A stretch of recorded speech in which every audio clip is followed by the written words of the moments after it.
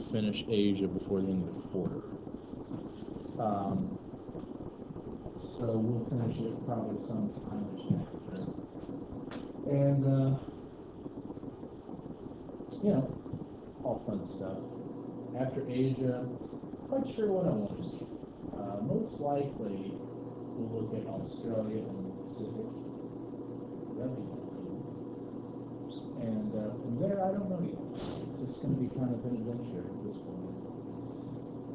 I've never actually had to cover anything beyond Asia because, generally speaking, when I'm doing this for just one semester, this is pretty much towards the end of the chapter. We may or may not actually cover this sort of thing. So I don't know.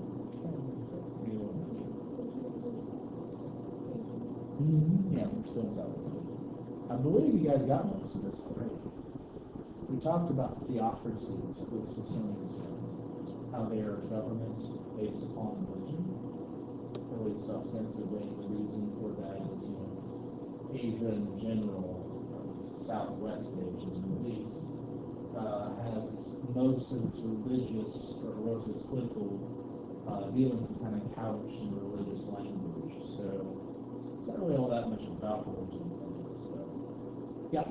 So what are theocracies? It's a government ruled by faith or theology or religion. Governed by religion. So kind of a brief thing about how their governments came to be. Much of the area was colonized, in essence taken control of by another country. For quite a long time, this area was really kind of subdivided into different tribes. Some which were stronger than others, and eventually they were more or less unified by one larger empire, first the Greece, then by the Ottoman Empire. Throughout the 17, 18, and 1900s, though, this area started fragmenting as various regional groups began to assert themselves and establish their own nations. And basically, you have one ethnic group kind of take control of their own nations. So this was largely done through religion, again, otherwise one of the theocracies. And adding into this was the spread of Zionism in Europe in the 20th century. Two quick questions. Do you guys know what time period the 20th century?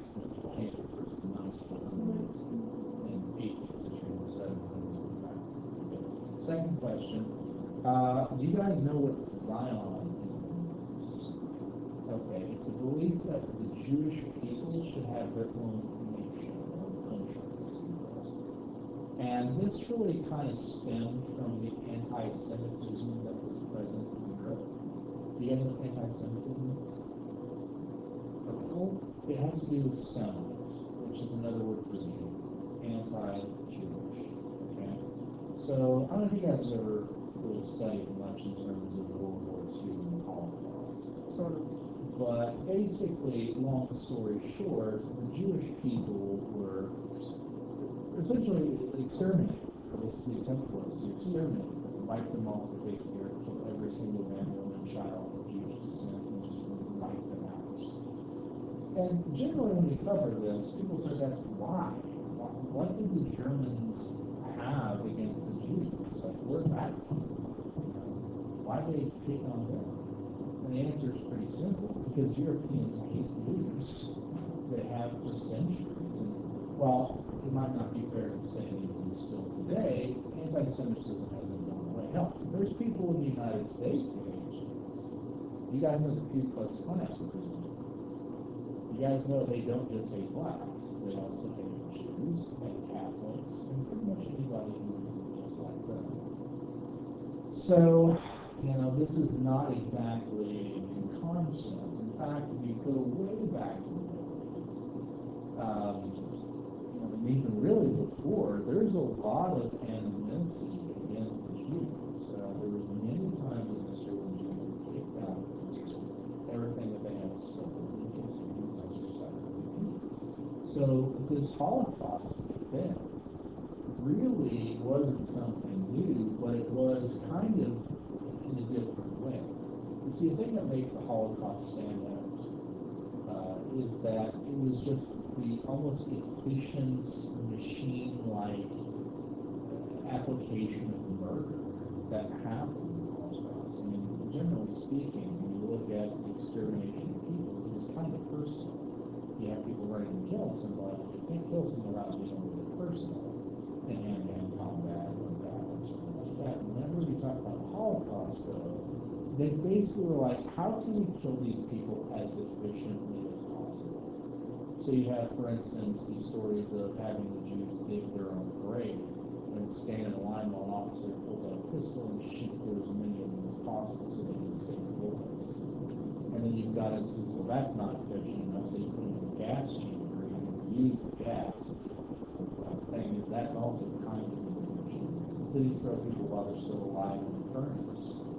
These burns them up and then problem solved, right? You know, this kind of just behavior was like nothing we'd ever seen before. It's one of the reasons why it's such a memorable and awful time in human history. So, this begs a question. What to do with the Jewish people after the Holocaust? Because remember, the Nazis weren't a majority of Germans. It was a political party. Most Germans were just whatever. And they're the ones who turned in their neighbors to be picked up by the Gestapo. So can you imagine moving back to a neighborhood to be neighbors with people who essentially tried to kill your whole family? You know? Would that be a little bit awkward at like, you know, a block party? As if you're sitting there, Hans, can you pass the ketchup? Hey, remember that time you tried to kill my whole family? So, what to do? This is where Zionism comes into play. There had been this question going back for a long time. So the idea is maybe the Jews should have their own country. And so Israel, the nation of Israel we have today, was established to give the Jews a homeland. The question was, where are they going to move to? Where are we going to put it to? So it's supposed to give them their traditional homeland, right there smack in, the Gaza Strip. And there's a problem with that, because there's Arabs who live there. And Arabs and Jews don't get along together. They're anti-Semitic too. So this just leads to more problems down the line. This is why, basically every nation in the Middle East has said it's their mission to wipe Israel off the face of the earth. It's kind of like peace in the Middle East, not going to happen anytime soon. Now, part of the problem with this in the Middle East also is that we have the three main religious or monotheistic faiths. Their holiest sites are all like in the same place, all in the same cities. So you think that with all that, faith right there, maybe that would make people get along. Doesn't really. This is the Western Wall, sometimes called the Wailing Wall. It's the holiest site of Judaism. You guys know the temples that were established in faith. You guys go back Old Testament. Does that ring a bell at all? Most people are like, you don't remember what it's exactly. We have two temples, right? The first one was built, destroyed. The second one was built, and Romans came and destroyed it too. The only thing that was left of the second temple is this wall. So it remains sort of a symbol of what the original kind of kingdom was, and remains kind of a holy site. There's this thing with prayers and stick a prayer in the wall. It's a big important thing. Anyways, let's talk about economics, because this is a big important thing to discuss. Economics are both complicated and stupidly easy. I find that most folks have a basic understanding of economics, but maybe not anything that they could put their mind to and say, oh yeah, that's it.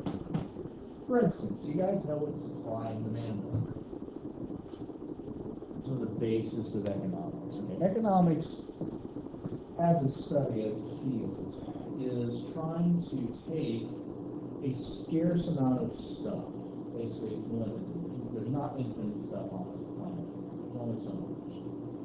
And how do we divide it amongst people efficiently? Right? That's what economics is. And there's a lot of tools that you lot of theories about how to do that. But the basic rule of thumb is that economics is all about resources. And so, generally speaking, you'll see economists talk about supply and demand, and they might draw little graphs like this. Okay, and we can spend all day talking about this graph. Supply is how much stuff there is, and demand is how much people want it.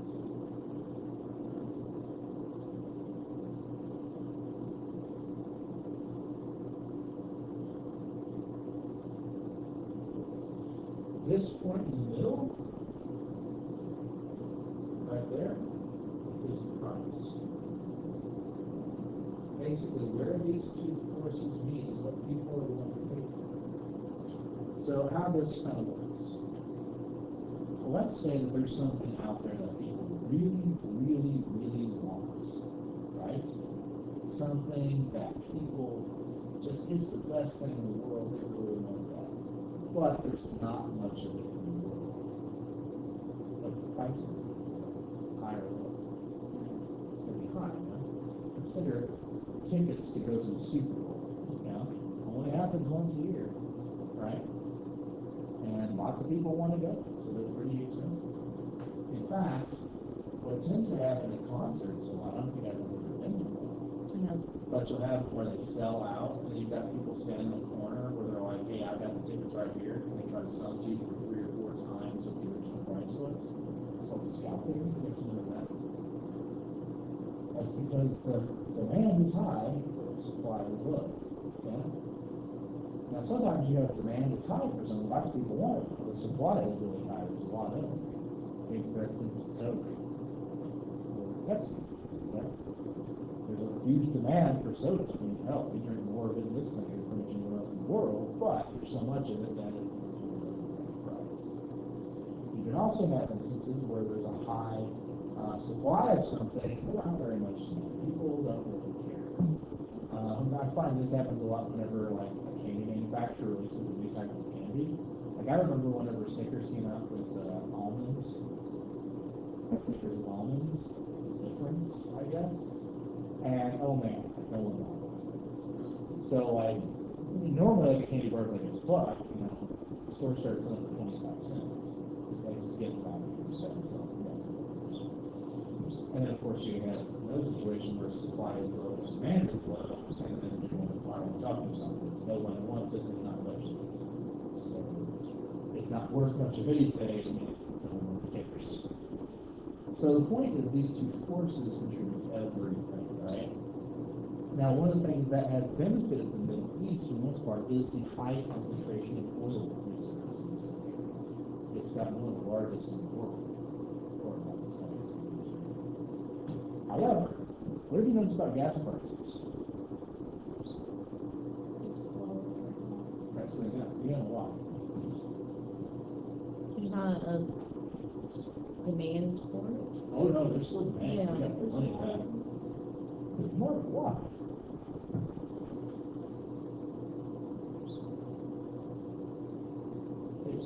You guys know where most of our oil comes from in this country? Yes, actually, that's a significant contributor, but not our biggest. Canada. You guys ever heard of Keystone Pipeline? There's this big political debate between the Republicans and Democrats in this. But anyways, it was about bringing oil quicker, more efficiently from Canada. We've been dealing more with them, and we've opened our own reserves because this war going on with Syria, which is a huge oil producer. So we have all these different things. People are flooding the market. The supply has gone up while demand has stayed the same. The supply goes up, demand stays the same, the price goes down.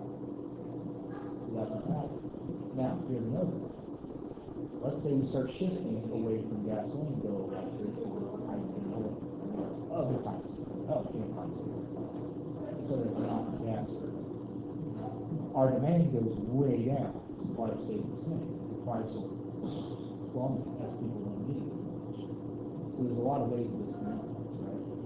How this matters to the Middle East, right? these countries that rely heavily on oil. What's happened in many of them is this oil wealth has gone and concentrated at the top. The wealthy over there are incredible. A lot of folks, for instance, come to these places during the Kentucky Derby as horse races. In some of these countries. What's happening? And so, the rest of the society is still incredibly poor.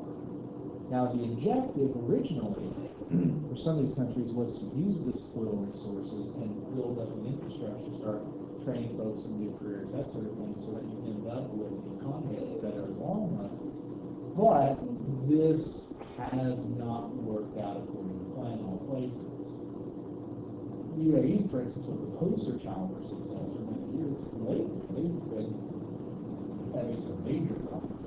There's been some attempts to move into modernization, since folks started working in factories. Well, this has had minimal success. There's not a lot of wealth going around for a lot of different people. Why this matters? If you look at instances of groups like ISIS or other terrorist organizations, you ask, how did anyone do that? I mean, even if you really hated people, like, really? That's what you're going to do? You're going to go kill people and all that stuff? It really has more to do with economics. People, as a general rule, don't go out and kill people and start riots and have civil unrest if they have a good job. If you think about it, we're willing to put up with a lot of BS, provided that our creature comforts are taken care of.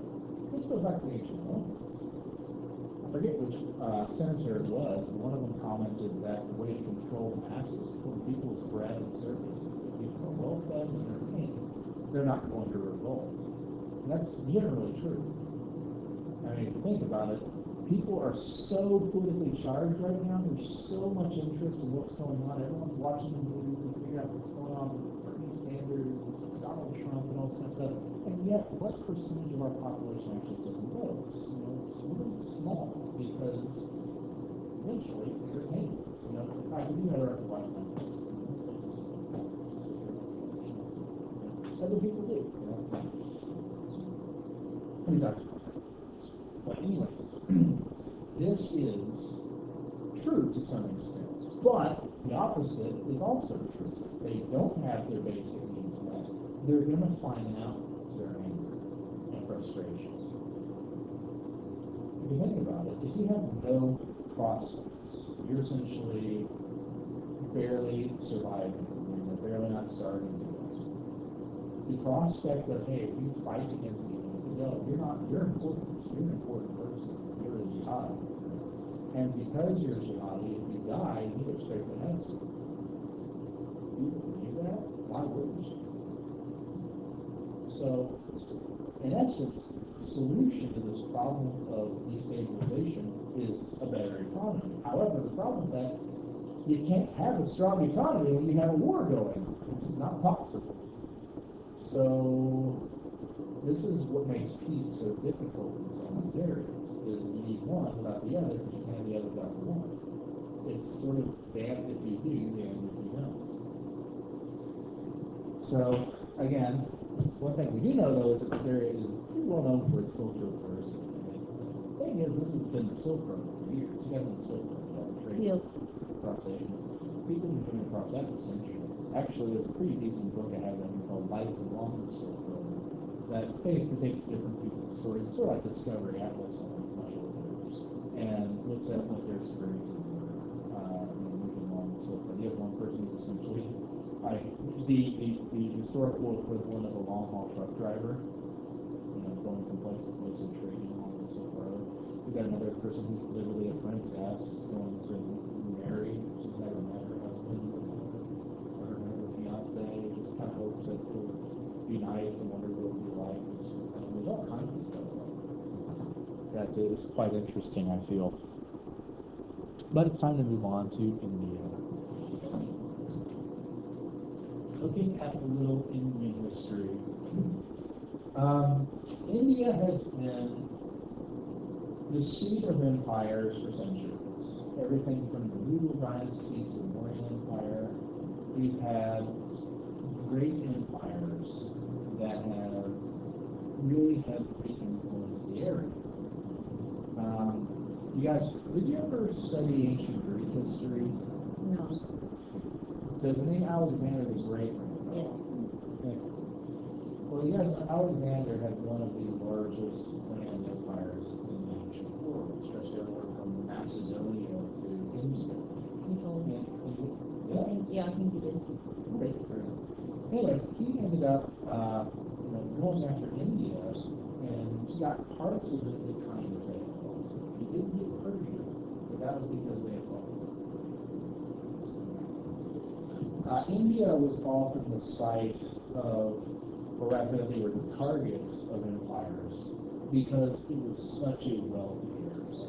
Now, to put it in perspective, I forget which dynasty it was, but one of them had this giant throne called the Peacock Throne that was made with something like a ton of gold, tons of gold, and gems and diamonds and rubies and sapphires and all stuff. It was just like this monumental hoard of treasure that was a seat, right? It was a big saddle.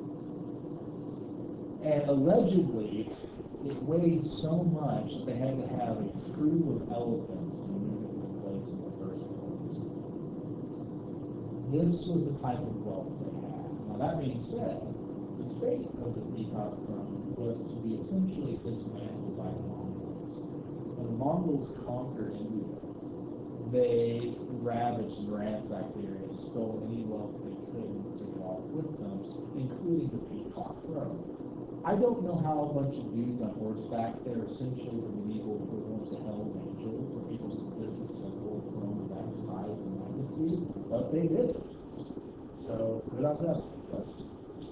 But needless to say, because of their wealth, they were frequently the target of conquest. And so that's where you have the different dynasties. The Mughal dynasty, for instance, comes from the version of the word Mongol. So they were the Mongol dynasty that was in India. They're actually created by sorry,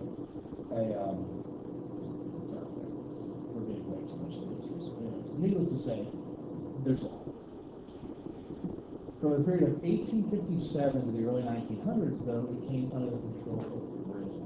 And this is really where you start to have this relationship between India and Great Britain that, to this day, has influenced Indian culture.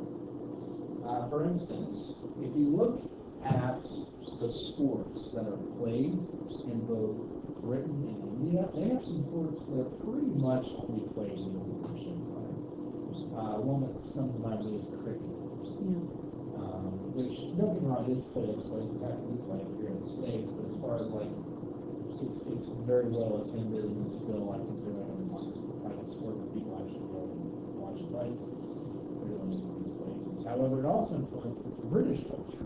For instance, you guys know tea. Now, tea is so important in Britain, yes? Where's tea originating from? Tea. Britain had loved tea in 1857, but this is kind of where a lot of this stuff gets cemented.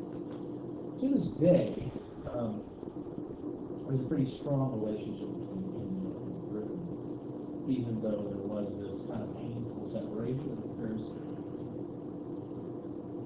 in the early 20th century. Apparently, it is the world's largest democracy. It is sort of a combination of the British Parliament, but it does have an American-style federal government as opposed to Britain, which kind of sort of takes the legislative, executive, and makes it actually, that's true. What I'm going to say is maybe a slight difference in terms of how it is. One thing I will say is Pakistan used to be part of India. The reason they separated was because Pakistan was predominantly inhabited by Muslims, whereas the rest of India was predominantly inhabited by a combination of Buddhists and the brain stopped functioning for a second. Hindus. And so this area broke free because they didn't think they could get along, which brings me to the point of religions.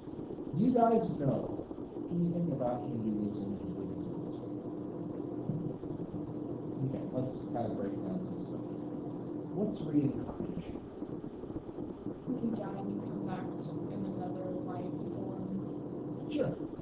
die, I mean, when you die, you can go back into another life. I'm sure.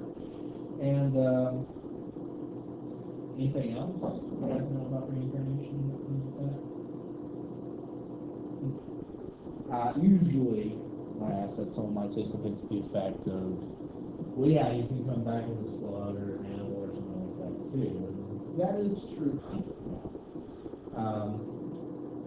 Basically, different religions believe that when you die, you come back. And for the most part, these religions see that as a bad thing. For instance, in Buddhism, they believe that essentially life is suffering. Suffering comes because you want things you can't have. There is a possibility to get free from this suffering, but the way to do that is to follow the Eightfold Path. That's the first four pillars of Buddhism. Now, how you go about this is going to vary from sect to sect. But essentially, the idea is you'll reincarnate forever until you don't. And that state, when you don't reincarnate anymore, is called nirvana. So the objective is to achieve nirvana. How you do that, it kind of depends. Essentially, you have to kind of get to a state of understanding of the universe, or reaching oneness with the universe and this thing. But how you do that changes between the various sects or vehicles. Hinduism is similar but different. In fact, Buddhism comes from Hinduism, because it was part of Hinduism and broke free from that.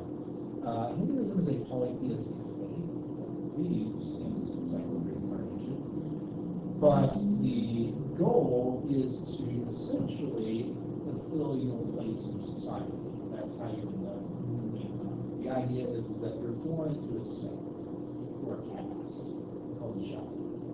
And this jati determines everything about who you are. It determines your social rank, what your job is, who you can marry, who you can be friends with, all these different things. You cannot move up, you cannot move down. You're in your caste until you die. The idea, though, is if you do what you're supposed to do within your caste, which is called your dharma, you will achieve karma, which is sort of like positive energy. You can also be negative karma by going against your caste, things like that. If you are a very, very bad person, you have lots of negative karma, you actually drop down a caste on your next life. Hypothetically, if you're on the bottom caste, then you could actually reincarnate as an animal and so on and so forth. The idea is that you want to move up by achieving this dharma, and eventually to reach nirvana. So it's all kind of tied together. There's also another religion that's kind of based on this called Sikhism, which I'm not going to go into too much detail, but I will say this. There are actually quite a few Sikhs in the world, and people tend to confuse them for Arabs a lot, I've noticed. For instance, if you've ever seen anyone in the United States wearing a turban, that would be a Sikh. Muslims don't wear turbans for the most part, unless you're in the Middle East. And the reason for that, in the Middle East, it's very hot, as I'm sure you're aware. So you want to wear something that's going to protect your head, but to vent its heat, so to speak, also providing some shade and everything else like that. You put like for instance, that wool hat on, you're going to sweat to death in the Middle East.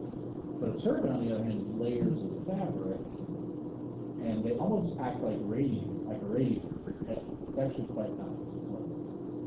Sikhs, on the other hand, don't do it for that reason. They do it largely because of religious reasons. If memory serves, they are not allowed to cut their hair. It's part of the thing. So what are you going to do with your hair when it's so long? That's what I believe is true. Now, the interesting thing is, this is a religious requirement to wear this turban. It's not just a matter of style. You have to do it. So, for instance, I recall whenever I was graduating from UNL, there was a Sikh graduating with us, and his graduation cap wouldn't fit on top of his turban. Because that's what you're not supposed to do. So what he did is he pinned the tassel onto his turban. So he's like, what do you do? That's something. Just fine. Also interesting, there was an issue in the military recently because turban is not part of the U.S. military uniform. But there's Sikhs who wanted to serve. There's actually a belief in Sikhism that you owe your country service. And there's a lot of ways you can do that. One of the ways is military service. And so the Sikhs wanted to serve, especially folks who have like special skills. But there's one of them who's a dentist. He was like, I love to serve in the military, but I can't take my turban. So when he was talking to the recruiter, he said, oh, fine, you can wear your turban. It's not a big deal. And things like that. So he's like, okay, signed up. And so then, when he got in the military, they're like, hey, you can't wear your turban anymore. He's like, oh, no, that's not what you said. So basically, he tried to work within the system, said, I want to wear my turban. Can we make it part of the uniform for Sikhs? And so there's this whole blow up. And let me tell you, it was really kind of amusing to see people blow up about this on military forums, because they're like, hey, Muslims want to change the uniform, U.S. military, yada yada. He's like, not Muslim, it's a Sikh. It's like totally different. It'd be like saying, you know, I'm Jews and, you know, Muslims are the same, right? They're in the same area. You know, at least that's kind of close, as opposed to, you know, Sikh, which is over here. But ended up working out. But yeah, they made it part of the uniform for Sikhs. They even have like tactical turbans. They're like, you know, camel patterns, things like that. That was just fun. Anyways.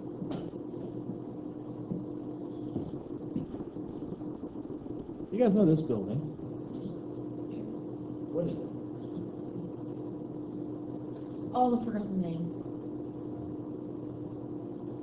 It is the Taj Mahal. You guys know what it is?